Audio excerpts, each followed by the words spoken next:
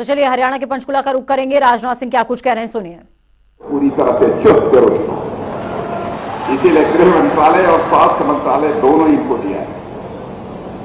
हमारे यहाँ के संगठन महामंत्री श्री रविंद्र राजू जी, श्री कंवर पाल जी गुर्जर मंत्री और श्री रतन लाल जी कटारिया यहाँ के क्षेत्रीय सांसद, श्री नायक सैनी जी सांसद पुरुषद, श्री संजय जी भाटिया सांसद करनाल, श्री कृष्णलाल जी पवार सदस्य राज्यसभा, श्री वेदपाल जी एडवोकेट महामंत्री भारतीय जनता पार्टी, श्री मोहन लाल जी महामंत्री भारतीय जनता पार्टी, श्री पवन सैनी और हमारे भारतीय जनता पार्टी के प्रदेश अध्यक्ष श्री सुभाष जी भाराला। बहनों भाइयों, पहले तो मां मनसा देवी की इस पवित्र स्थली को मैं शीश झुकाकर नमन करता हूं। आज भारतीय जनता पार्टी हरियाणा प्रदेश के इस कार्यालय का उद्घाटन हुआ है। कार्यालय का क्या महत्व है, बहुत विस्तार में जाकर मुझे बतलाने की आवश्यकता नहीं है, क्योंकि जितने भी लोग हमारे सामने बैठे हैं सारे के सारे लोग कार्यकर्ता हैं। कार्यालय की क्या अहमियत होती है इससे वो अच्छी तरह परिचित हैं। लेकिन मैं मानता हूं कार्यालय ईंट पत्थर सीमेंट से बना हुआ एक केवल भवन ही नहीं होता है, बल्कि सकारात्मक संवाद और विचार प्रवाह का एक बहुत बड़ा यह केंद्र होता है।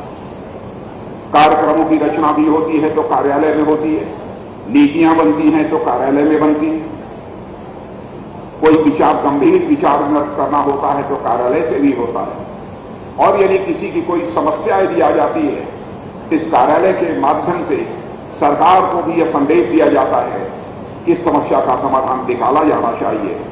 यह महत्व कार्यालय का हुआ करता है। और जैसा हमारे मुख्यमंत्री मनोहर लाल जी खट्टर ने कहा, किसी भी पार्टी को चलाने के लिए कार्यकर्ता चाहिए, उस पार्टी का कार्यक्रम होना चाहिए, उस पार्टी के पास कोष भी होना चाहिए, कुछ पैसे भी होने चाहिए, और उस पार्टी के पास कार्यकर्ता, कार्यालय और कोष और कार्यक्रम, ये चार प्रमुख चीजें हैं जिनका ये होना आवश्यक है, तभी कोई पार्टी चल सकती है। और मैं यह मानता हूं भारतीय जनता पार्टी, मेरे बहनों भाइयों, हिंदुस्तान में जितनी भी राजनीतिक पार्टियां हैं उनसे सर्वाधिक भिन्न पार्टी है। कोई यह दावा नहीं कर सकता कि भारतीय जनता पार्टी हिंदुस्तान की अन्य राजनीतिक पार्टियों की तरह है। अन्य राजनीतिक पार्टियां राजनीति यदि करती हैं तो केवल सरकार बनाने के लिए करती हैं, लेकिन भारतीय जनता पार्टी हिंदुस्तान की एक ऐसी राजनीतिक पार्टी है जो राजनीति केवल सरकार बनाने के लिए नहीं करती है, बल्कि समाज बनाने के लिए भारतीय जनता पार्टी राजनीति करती है, और देश बनाने के लिए भारतीय जनता पार्टी राजनीति करती है। हिंदुस्तान की हम एक अकेली ऐसी पार्टी है जिसकी अपनी एक विचारधारा है, जिसकी अपनी आइडियोलॉजी है, जिसने भारत की राजनीति को एक दार्शनिक अवधारणा देने का काम किया है। आप जानते हैं पंडित दीनदयाल जी उपाध्याय ने हमको एक विचारधारा दी है, हमको एक दर्शन दिया है। दर्शन के माध्यम से ही पार्टी के द्वारा समाज में हमें कैसे काम करना चाहिए, इसके लिए हमको दिशा प्राप्त होती है। बहनों भाइयों, बहुत विस्तार में नहीं जाना चाहूंगा, क्योंकि विचारधारा पर मैं विचार व्यक्त करूंगा तो लंबा समय लगेगा। बहुत ही संक्षेप में मैं यह बताने की कोशिश करूंगा कि पंडित दीनदयाल जी उपाध्याय ने जो हमको एक दर्शन दिया है जिसे हम दिशा प्राप्त करते हैं, वह दर्शन क्या है? वह दर्शन एकात्म मानववाद का दर्शन है। एकात्म मानववाद का दर्शन क्या है? एकात्म मानववाद का दर्शन ऐसा है कि राजनीति इस रूप में की जाने वाले हर व्यक्ति को सुख की प्राप्ति हो, हर व्यक्ति को आनंद की प्राप्ति हो, और वह व्यक्ति यदि परमानंद की प्राप्ति करना चाहता है तो उस व्यक्ति को परमानंद की भी प्राप्ति हो। यह विचारधारा पंडित दीनदयाल जी उपाध्याय ने दी।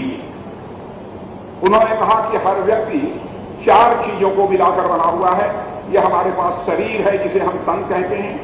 परमात्मा ने तन के साथ साथ हमको मन दिया है, मन के साथ साथ परमात्मा ने हमको बुद्धि दी है, और बुद्धि के अतिरिक्त चौथी चीज जो परमात्मा ने हमको दी है, हमको आत्मा दी।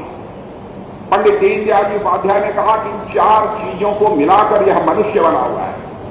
यदि हम मनुष्य को सुखी बनाना चाहते हैं तो जब तक तन की आवश्यकता, तन की भूख को पूरा नहीं करेंगे, मनुष्य सुखी नहीं होगा। और भले ही तन की आवश्यकता को हम पूरी कर लें, मन की आवश्यकता को पूरी नहीं करेंगे तब भी कोई व्यक्ति सुखी नहीं होगा। भले ही तन और मन दोनों की आवश्यकता को पूरा कर दें, बुद्ध की भूख को यदि पूरा नहीं करेंगे, उसकी आवश्यकता को पूरा नहीं करेंगे, तब भी कोई व्यक्ति सुखी नहीं होगा। और अंत में उन्होंने कहा तन मन बुद्धि हम तीनों की आवश्यकता को पूरा कर दें, लेकिन आत्मा की आवश्यकता को हम पूरा नहीं करेंगे तब भी कोई व्यक्ति सुखी नहीं हो सकता। इसी दार्शनिक अवधारणा के आधार पर, इसी विचारधारा के आधार पर भारतीय जनता पार्टी काम कर रही है।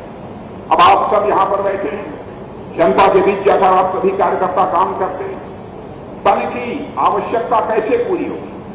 तन में इंद्रियां आती हैं, शरीर आता है, पैर आता है, हाथ आता है, सब कुछ आता है। शरीर को पहनने के लिए वस्त्र चाहिए, खाने के लिए अच्छा भोजन चाहिए, यानी तरह तरह की, चलने के लिए गाड़ी चाहिए। यानी तन की भूख यदि पूरी हो सकती है, तन की आवश्यकता पूरी हो सकती है, तो उसके लिए धन धान चाहिए, यानी पैसा चाहिए, धन धान चाहिए। लेकिन यदि शरीर की आवश्यकता पूरी हो जाए, शरीर की आवश्यकता को पूरा करने के लिए भी धन की प्राप्ति हो जाए, तो मन, इसकी भूख क्या होती है? हर मनुष्य चाहता है बहनों भाइयों कि भले ही हम जिंदगी भर भूखे रह जाएं, लेकिन हमारे मान सम्मान स्वाभिमान पर किसी भी सूरत में चोट नहीं पहुंचनी चाहिए। इसीलिए पंडित दीनदयाल उपाध्याय ने कहा कि हर शरीर की, हर तन की आवश्यकता को पूरा करने के लिए जहां हमें धन धान चाहिए, वहीं मन की आवश्यकता को, मन की भूख को पूरा करने के लिए हर व्यक्ति को मान सम्मान स्वाभिमान चाहिए।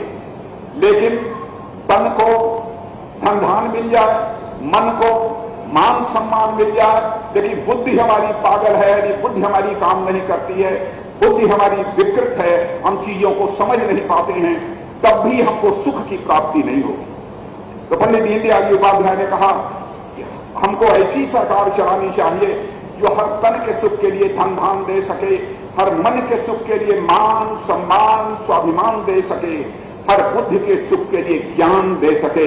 हमको इस रूप में सरकार चलानी चाहिए, यह पंडित दीनदयाल उपाध्याय ने कहा। चौथी चीज आत्मा। आप ये कहेंगे हम शरीर तो देख रहे हैं, तन को देख रहे हैं, मन को हम समझते हैं, हम बुद्धि को समझते हैं, लेकिन आत्मा को तो हमने कभी नहीं देखा। बहनों भाइयों, आत्मा कहां होती है मैं यह आपको बतलाना चाहता हूं। एक यदि मां अपने नन्हे मुन्ने साल 1.5 साल के बच्चे को 4 दिन के लिए घर में छोड़कर जब बाहर चली जाती है और 4 दिनों के बाद वह मां जब घर में वापस लौटती है